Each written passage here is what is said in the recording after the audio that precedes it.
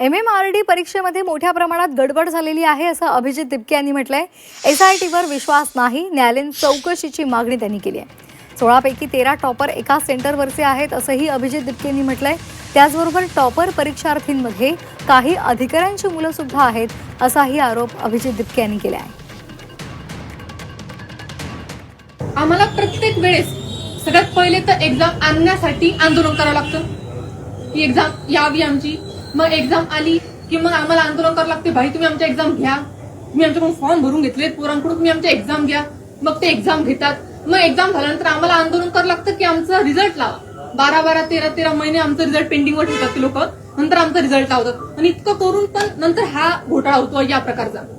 PMCची exam आमची 2022-23 ची add होती पुणे महानगरपालिकेची, तो पेपर झाला 2026 मध्ये आणि त्यात पण यांनी घोटाळा केला। आज आमचं तिथं पण आंदोलन सुरू आहे पुणे महानगरपालिकेच्या समोर। मग आम्ही आंदोलनच करत बसायचं का? अभ्यास कधी करायचा? जे जेई सिव्हिल रिक्रुटमेंटची एक्झाम होती इंजिनियरची, त्याच्यात कुठे ना कुठे गडबड झालेली आहे, खूप मोठ्या लेवलची गडबड झालेली आहे। आणि याच्यात कुठे ना कुठे जे सेंटर्सवर एक्झाम घेण्यात आलेली ते सेंटरही कॉम्प्रोमाइज्ड आहे।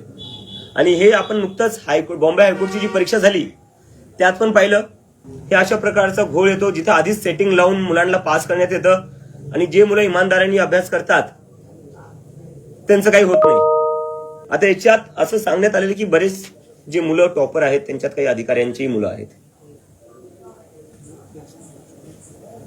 तर हा खूप मोठा घोटाळा आहे। याची एक ज्युडिशियल इन्क्वायरी केली गेली पाहिजे असं या स्टुडंट्सचं म्हणणं आहे आणि आम्ही त्याचं पूर्णपणे समर्थन करतो। कारण की SITवर भरोसा ठेवू नाही शकत। जसे या मुलांनी सांगितलं, PMCच्या परीक्षेवरही SIT बसली होती, पण जे अधिकारी त्या SIT मध्ये आहे त्या अधिकारीच भ्रष्ट झालेले आहेत।